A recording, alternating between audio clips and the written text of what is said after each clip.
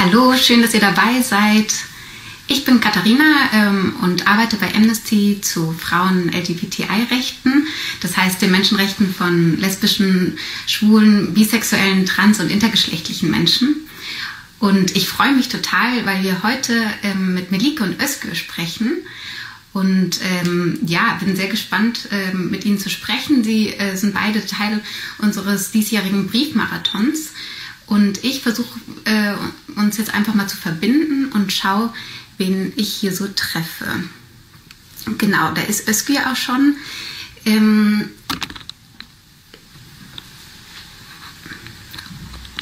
Genau, unser heutiges Gespräch wird, nur damit ihr das schon mal wisst, und ich hoffe, die Verbindung klappt gleich. Und solange ich noch warte, kann ich euch ja schon mal erzählen, dass es bei diesem Briefmarathon Fall darum geht, dass sich die LGBTI-AktivistInnen von der METU Universität in Ankara, der Middle Eastern Technical University in Ankara, immer für LGBTI-Issues einsetzen und auf jeden Fall sich da engagieren. Und letztes Jahr haben sie versucht, einen Pride-Marsch zu organisieren. Und das wurde ihnen aber von der Unileitung untersagt. Und deswegen haben sie sich dann entschieden, stattdessen so einen Pride-Sit-In zu organisieren. Und der wurde dann aber von der Polizei, die von der Unileitung gerufen wurde, aufgelöst, und zwar gewaltsam. Jetzt sehe ich gerade, dass Özgür aus irgendeinem Grund nicht teilnehmen kann. Ich versuche das jetzt einfach nochmal. Mal schauen, ob es jetzt klappt. Genau, und dann haben sie diesen, kam die Polizei. Yeah, it works now. Hi, Özgür. Hi. How are you? Tired a little bit. You know the trial is really soon, but okay, how about you? Yeah, I was just trying to reflect a little bit how everything happened. You can present it so much better than I can. So I'm really glad that you could join us tonight. Thank you so much for taking the time, especially considering also the time difference, right? I mean, there's it's even 2 hours later than here. So it's great to have you here. Thank you so much. We are working day and night for the trial, so it's okay. Thank you for inviting. Yeah. I think that maybe you can present yourself best. You know already, like, I'm Katharina, my pronouns are she, her, and it would be great if you could also introduce yourself to the audience and to the followers and viewers. Yes, sure. So my name is Özgür, and I'm a newly graduate student from the Middle East Technical University from Biology Department. I've been an activist for 6 years, and I was from METU Solidarity still. And also now I work for the Unicure NGO, which we newly established. Okay, great. Now established like an NGO yourself. That's cool. Mostly activists from the METU Solidarity. So we have established this NGO to focus on youth LGBTI in Turkey. Oh, that's great. So it's good to know that you keep going on with your activism even after graduation. But maybe now you can take us a bit back, like before you graduated. I was wondering whether you could explain a bit to us, like, what happened on the 10th of May in 2019, and so that everyone understands, about the background. Can I take you before the METU Pride March? Yeah, definitely. Yeah, so I can give the timeline because all the things started at 2017 November. So in 2017 November, the Ankara governor has put a ban. And in that ban, they banned all LGBTI events and indefinitely. Oh, wow. So, yeah. So you should think that even meeting with maybe 4 people is bad if you say that. Okay. So it's really strange, and in legally it's really wrong. So because even in the emergency of state, a governor cannot put ban like this. And then there's a long history, like a lot of NGOs took this issue to carry it to the court, and the court has finally decided on this issue in April 2019. So it's close to the METU Pride March, and the court said that you cannot put this ban. So and the ban was lifted. So you should know that the ban over the LGBT events was lifted, and we thought that we could organize the march. But I should state that even there was a ban, we still could organize our march because it's really our basic human rights. Definitely. So, but it wasn't the case. So the ban was lifted. So we thought that it won't be a too much problem. Perhaps. Of course, we knew that the pressure over the LGBTI activism in Turkey and the LGBTI phobic approach from the METU University, but we thought that it wouldn't be the case, but it turns really bad. So in the Pride Week, in our Pride Week, the university administration has sent an email to all of the students, to the workers, and in that mail saying that we have banned the METU Pride March. And we took this issue to the court, and then unfortunately the court couldn't decide immediately. Because of that, we still said that we will march. And in the day of Pride, it was really too early. So the Pride should supposed to start at 6 p.m. I think at 1 p.m. the police entered the university. So maybe I should give this information. The police forces cannot enter the university without permission from the METU administration of that university. And we learned that METU asked them to be present in the campus. So the university management asked the police actually to come? Yeah, come and attack, basically. So at 1 p.m., there was just only one tent and one rainbow flag. Because it was a rainy day, we thought that we should make a tent and the people can gather in this area. And the hundreds of police officers circled the one rainbow, one tent, and a couple of people, I can't remember the number. So they said that you should get rid of this tent and flag. And in that time, we said that, okay, we will lift and we will get rid of this flag and the tent. And we have started negotiate with the police. And in this negotiation process, there was a really strange thing because they knew our names before we say. So, okay, that's weird. Yeah, because our names were given to the police from Middle East Technical University. So the university gave our names to the police. Well, and the organizers, or what? Why is that? Because you were the organizers, or why did they give your names? Yeah. These negotiations, it took like 3 and 4 hours. And we said that we have our legal rights. It's a right in the Constitution, and you cannot do this, but they said that we don't care about your rights. And if you do something, like even if you sit in an area, we will arrest you. We will arrest you. And they said that we will arrest you, Özgür and Melike, first. Mm-hmm. Unfortunately, they did that. So it was, I think, 5 p.m. So a lot of people had gathered in an area, in a different area than we say to them before. So they have gathered in an area like maybe over 500 people. I cannot remember. Quite a lot. Yeah, and also the academicians was following. So they were here for observing. And in that time, they have just started the attack. So without even a warning. So even in the Turkish law, if police interfere, they have some obligations before doing that. Yeah. But didn't follow any of these rules, so they have just started attacking with plastic bullets, tear gases. Oh.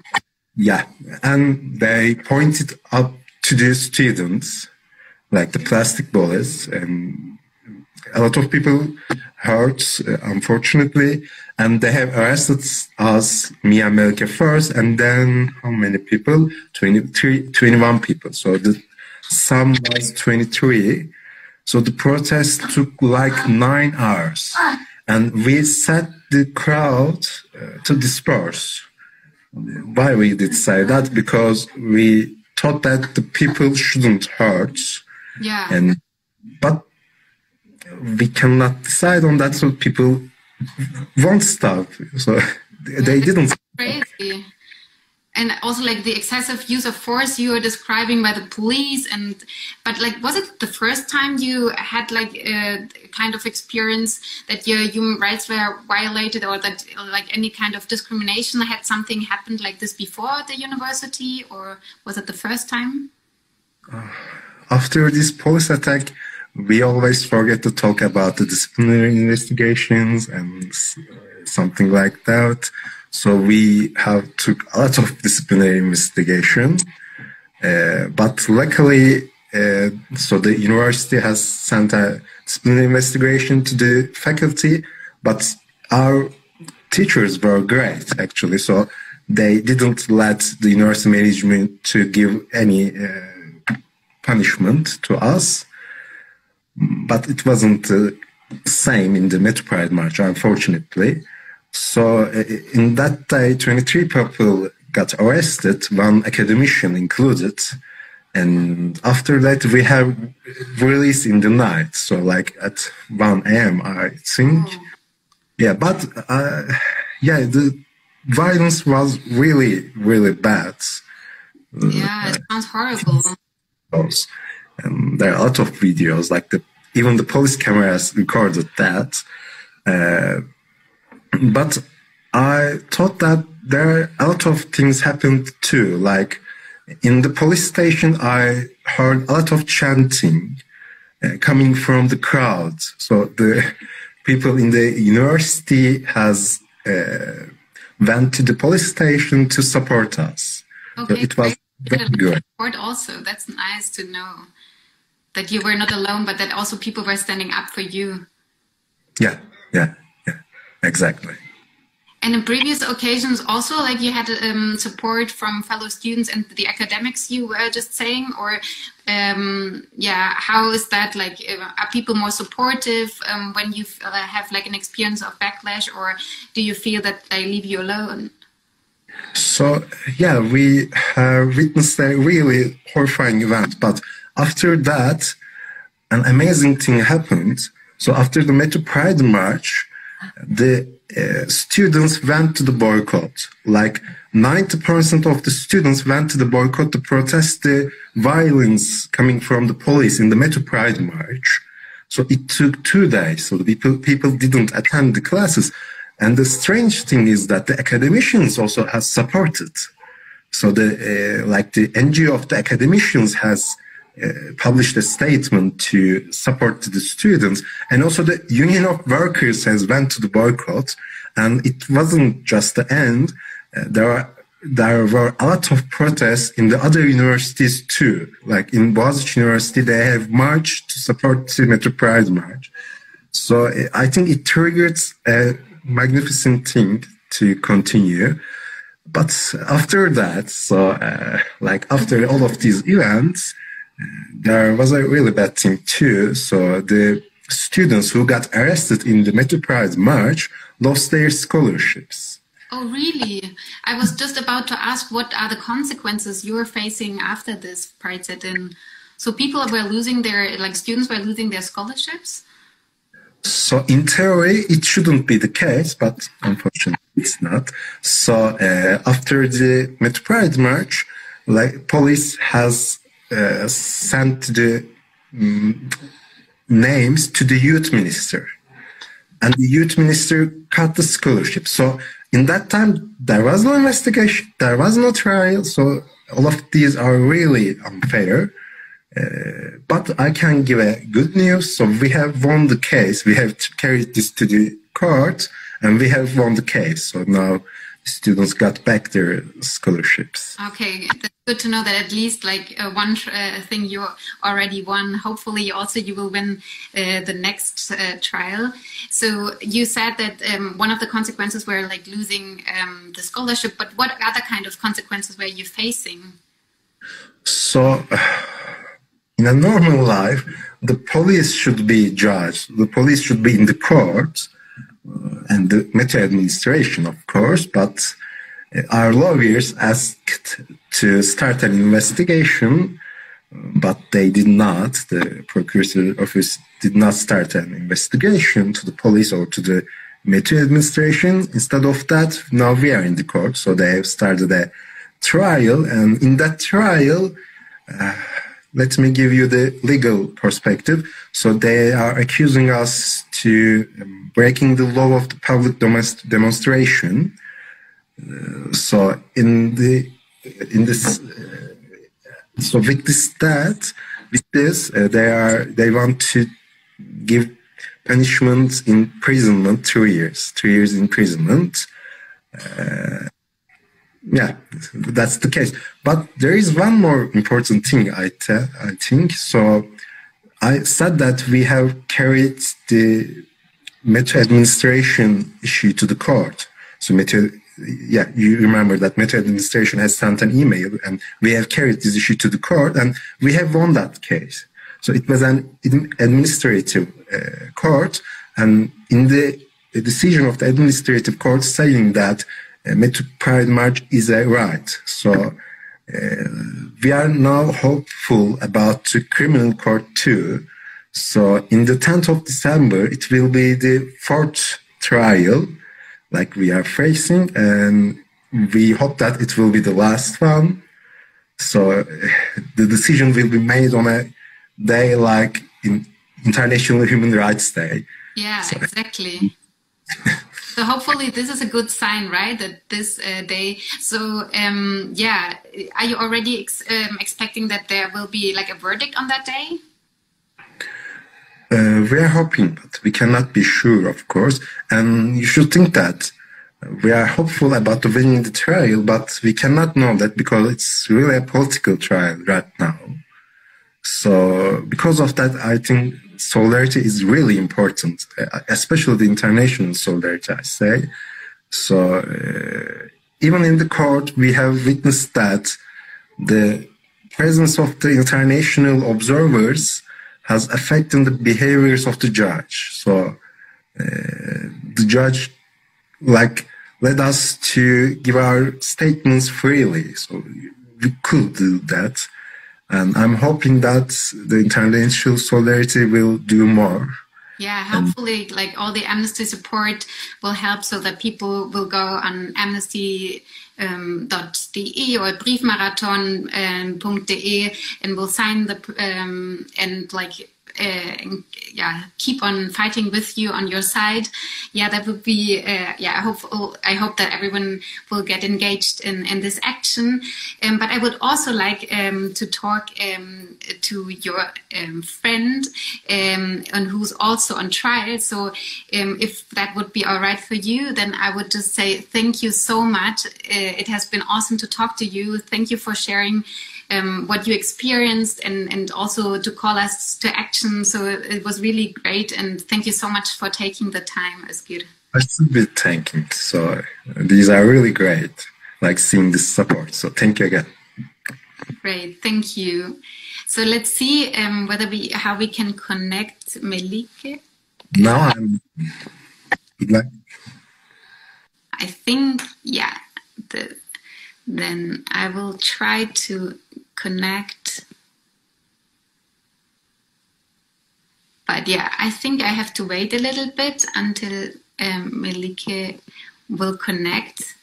But while we are waiting, yeah, you can just get engaged. I will say this in German now, because I think mostly like there will be also German followers. Ihr könnt euch für die beiden einsetzen. Auf briefmarathon.de findet ihr auch noch mal mehr Informationen zu den beiden. unterschreibt, macht mit beim Briefmarathon. Gerade jetzt in diesen Zeiten ist das besonders wichtig. Und vor allem seht ihr ja auch, wie wir gerade gehört haben, dass schon am 10. der nächste Prozesstag angesetzt ist. Das heißt, genau, da wird besonders viel Support gebraucht. Macht mit. Und genau, ich sehe gerade, dass Melike online ist. Dann versuche ich sie jetzt, die beiden mal hier ans. Okay. Ja, hoffentlich klappt die Verbindung. Hi. Hi, Melike. How are you? I'm good. How are you? Also good, thanks. Thank you so much for taking the time to talk to us. That's really great. Yeah, thank you. Thank you for organizing this event. Yeah. Great. Who else did you bring with you? My dog. Oh, such a... Yeah. Yeah, he's just a little needy, like, so... Yeah. I think every one of us is a bit needy in these times, especially. Yeah, definitely. Yeah, in COVID times, lots of love is needed. Yeah.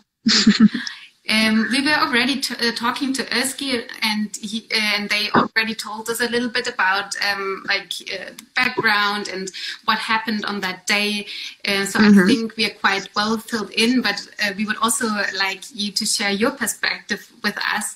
And we were now talking about the charges that are you're facing, and I would like to know. What are you expecting from the next hearing, and also how did you experience the previous hearings? I mean, it's not like that we every day are in front of a court, right? How was that for you?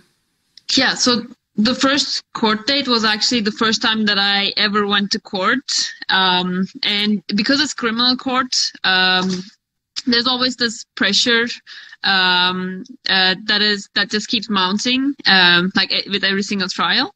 But the beautiful thing about that day was we saw so much support from the community. So all of the Turkish NGOs were present. They sent some people to monitor the case, and everybody was talking to us. Our friends came, people from METU came, and just international monitors were there, people from Amnesty were there. So knowing all of that support, it was just beautiful. And at that point, we had so many people that we couldn't fit everyone into the courtroom. So people were spilling out from the courtroom. So yeah, that was a really amazing day. It sounds empowering. Yeah, definitely empowering. And we didn't expect this trial to last this long. It has been 1.5 years, and we weren't expecting it to last this long, because Özgür mentioned that everything that the police did on that day was just illegal in the Turkish legal system. But we are the ones being charged. But yeah, the support has has always been with us, and I every single time that we go to court, I know that there's a huge community of people just waiting for the results and showing their solidarity. So it's beautiful. Yeah, definitely. We are actually obviously wanting also to support you in the best way we can. So later, I would also like to ask you, how do you think, this can best be done? But first, I would like to know, I mean, we already heard about that case, the one that is concerning you, and it seems to be quite symbolic. Can you explain a little bit what this has in common with maybe other cases, and what is it making it so special? Yeah. So since 2014, there has been a lot of Pride March bans, and these bans obviously led to some people getting arrested. But this is the first trial that the people that participated in the march didn't say that they were bystanders or they didn't have anything to do with the march, but rather we came out and said we were the organizers of the march. So in previous Pride trials, judges usually like acquitted people, but on the basis that they were not participants of the march. But in our case, like the judge has to rule on the legality of a pride march. So that's what makes it unique. And like if we win this case, it's going to be way harder to arrest people in pride marches or like follow up with criminal charges against them for organizing or attending a march. So that will be a huge win for the Turkish LGBTI community if we win this case.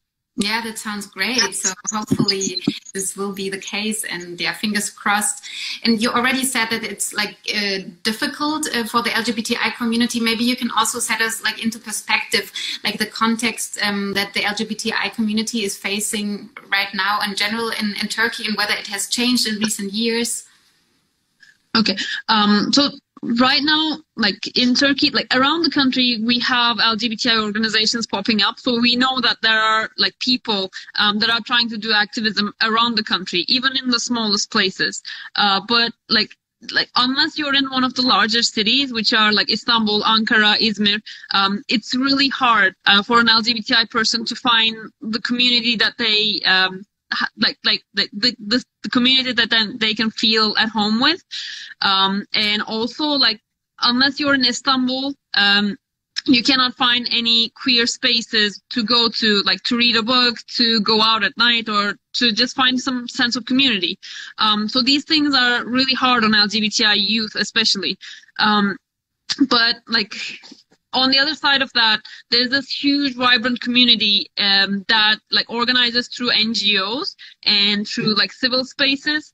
And we are seeing more and more people coming out, and like every single Pride March, it just gets like more crowded every year. We see more like newer faces, younger faces. So it's really good that the community is progressing in that way, but it's still really, really hard to be a queer person in Turkey. But especially if you're trans or non-binary, it's super hard to be in the country because the laws regulating transitions is really, really strict in Turkey. And also non-binary is not like a legal gender, basically.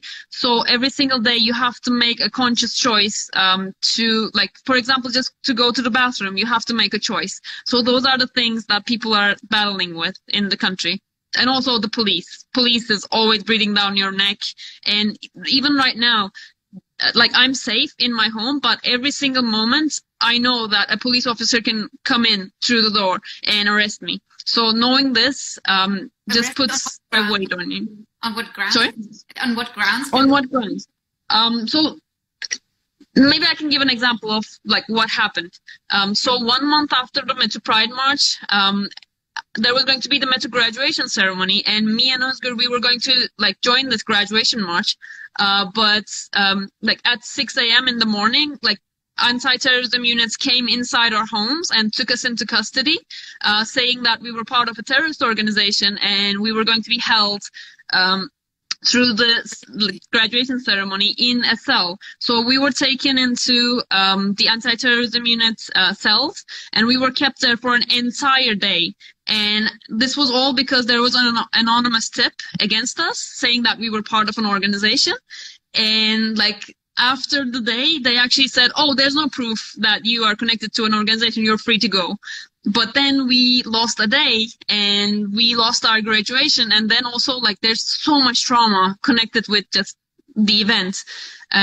But like they can do this in the Turkish legal system, and there's no punishment or penalty to the officers or the legal people that are doing these things. So they use these scare tactics basically to just get the activists to stop doing their activism. And these things have been like happening increasingly more every single year. Wow, this is like horrible. Like I can't even imagine how you must have felt. Like I can imagine that it's quite traumatic, as you were just saying. Wow. And now, as you were describing like these legal barriers, like are there any other like limitations and other sort of discrimination, or is it like based like mostly like police and legal barriers? Yeah. So Özgür talks about the academic barriers as well, because there's so much disciplinary actions that are happening.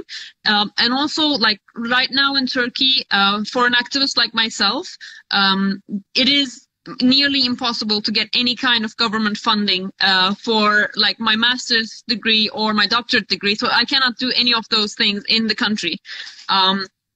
And like this obviously limits what you can do with your career. But at the same time, like in all senses of like, because police have very strict records of all of the arrests and all of the things that are happening, like I can even be stopped at like the border and they can say, oh, you have an investigation that is pending, you're not allowed to leave the country, even if like there is no court order like restricting me to the country. So like these things can happen anytime. But at the same time, me and Özgür, we are working for an NGO, which is called Uniqueer. We set up that NGO to support not only the students of METU, but rather the entire Turkish LGBTI youth and university student network. And like, because we are NGO workers, like they, like the government puts very strict regulations on NGOs, especially LGBTI NGOs. So every single like month, we can get like reviews, and this just makes everything really, really hard. We always have the government breathing down our necks. So like in every sense of the way, like we have some pressure in our lives. Wow, yeah, that sounds really hard. What can you do to resist like all this pressure and discrimination and... Yeah. So one thing that we found very useful is just taking these decisions to court. So like, obviously, the courts have some political pressure on them, and it's really hard for the courts to respond according to the law, basically. But there are some cases that we have won, and these cases have like furthered our goals. Like one of these cases that is actually the rectorship's ban on the Pride March. And after we won that case, actually the rectorship is going to have a very hard time to ban events. And also, if you're being mistreated by the police, and if the police are doing something that is illegal, you can also take that to the court. And we've been doing these strategic trials to show the government that we will not be taking this treatment any longer. And another way is just organizing and being out in the streets, because like the louder your voice is, the harder it is for the government to like ignore you or suppress you. So the more allies that we have, both nationally and internationally, the louder our voices get. So that's what we are focusing on. Yeah, that sounds great. So not only like litigation, strategic litigation, but also like other ways of like, working against also homo and transphobia and LGBTI phobia in general. I think this is like really inspiring also like for every one of us, like to listen to you and to listen to your strength. So I'm just wondering what gives you hope or what keeps you going? I mean, you feel like when I listen to you that, you sound so strong and so inspiring. So I'm just thinking of, what keeps you going? Yeah, well, like I think about myself when I was just 16, 17, just coming to university, and like because of my background, like when I came to uni, I wasn't out yet, and like when I met at METU LGBTI Solidarity, they gave me a sense of space, sense of like solidarity and family, and I really like benefited from that.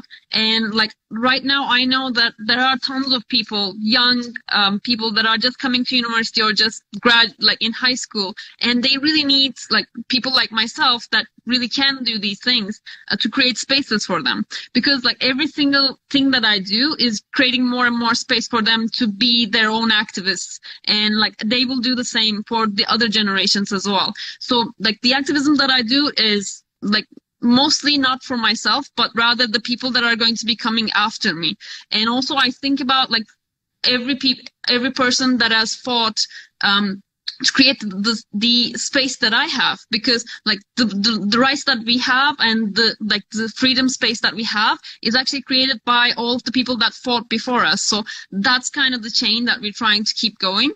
And like I know that like my activism is helping people, and I know that the the space that I'm creating is helping a ton of people come out and be themselves. So that's the thing that keeps me going, basically.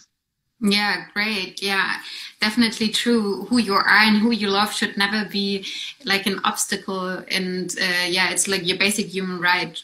So great. Yeah, thank you so much.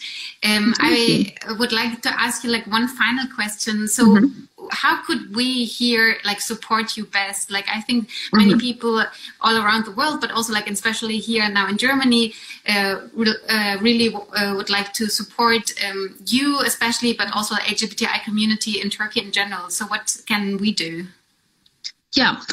So the first thing that you can do is try to get the people around you involved in the case, because the more that this is being heard by the international community, the more support that we have.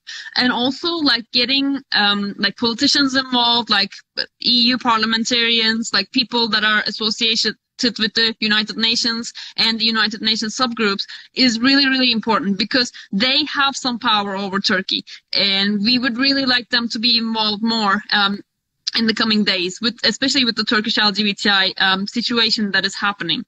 And right now, like after the COVID-19 crisis, things have been getting worse for LGBTIs in the country. And we really need the support of European countries behind us to kind of combat this. But for every single person, like I just wanted to say, like your voice is super important to us, especially to like activists like myself, because like it can feel a little lonely, and we can feel defeated sometimes, especially when some bad decision happens or a friend of ours get hurt. And this happens a lot in the country. Just like you should be reminded that there had been 350 trans murders just last year in the country. So like we feel defeated sometimes, but hearing voices of the international community, just hearing like seeing a message from someone saying that like they're supporting us and they know that this is in our international human rights and they're just with us in spirit, it just like lifts our spirits so high, and it gives us more motivation to go on. So I advise everyone to just write to us, to like get into contact with us and get involved with the Amnesty campaign as well, because Amnesty has been doing really great work. Oh, thank you so much for these inspiring words. That's incredible. Thank you. Thank you. I don't know if you want to share anything else, but otherwise I would just like be having like a really beautiful evening. Thank you. Yeah, thanks for organizing this. Like this has been really great. Yeah. Yeah, thank you. Like, thank you for your time. I mean, you must be really busy these days, and especially like also a bit anxious about the upcoming hearings. So good luck. Yeah.